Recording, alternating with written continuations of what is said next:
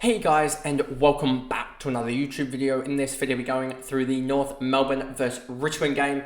In a game that pretty much decided that Richmond would get the #1 overall pick, as North Melbourne defeated them 90 to 77. Even though North had 20 shots to Richmond's 27 in the end. Wow, 7 more shots for 13 less points. But anyway, let's just jump in straight away into this recap here. Tristan Cherry, my biggest stuff up overall this year. He's just, way too fancy dominant, he's just, as a ruckman, has the perfect attributes, and I keep on stuffing it up. This one's going to suck. Taking that risk of not being able to, shift, being too risk averse, is it? And not wanting to take the risk of Tristan Cherry and having a bottom out, sort of having to change around the whole side, etc., to get him out in case he failed at the start of the year, for him to go like that. I just stuffed this one up. 23, 54, 43, 30. He was pretty just good in general. He had the 6 marks and 10 tackles. He's an absolute tackle machine. And he's just churning out scores like there's no tomorrow at the moment. Has like a 143 L3, and just a massive stuff up on my part. LDU 123, and I said last week, I was happy that Sarong beat LDU, but then LDU scored 98 123, and this is what I was worried about, that he would outscore Sarong, as he just has the attributes here with 33 disposals, 6 marks, 3 tackles, and 3 goals in the end for a 123. Tom Powell, a 116. Could have gone him over Peatling, but it would have stuffed up some trades this week, as his role continues to be really, really good.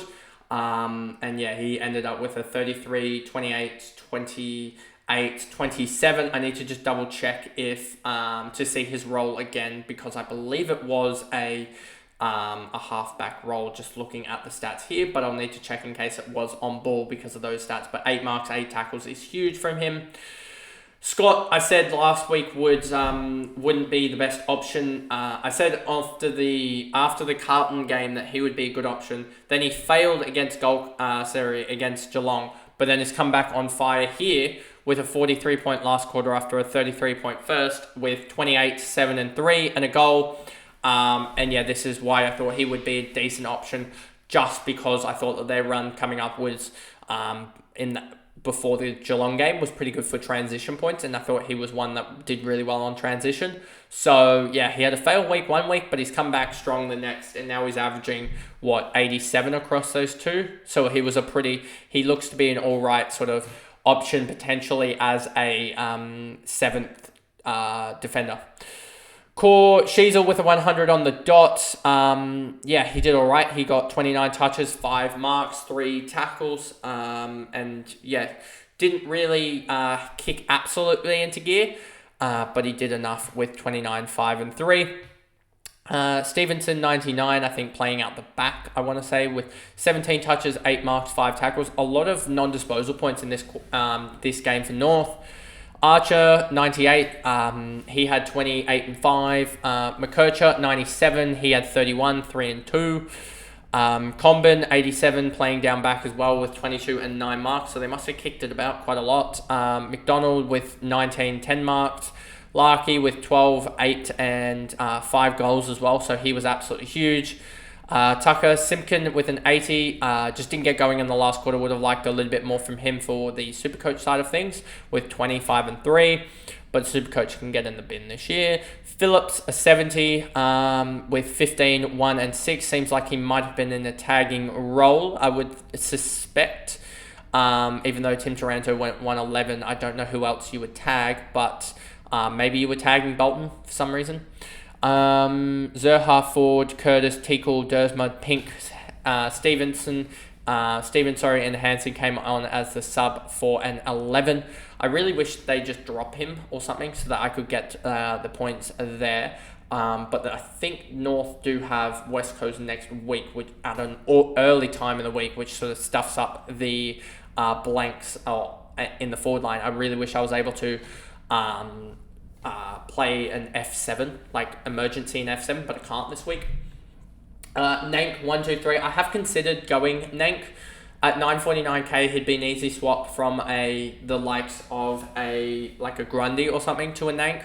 As he is turning out scores, 16 touches, 3 marks, 11 tackles, and 35 hitouts. I just don't know if I should go Nank, given I don't think his run is necessarily the greatest.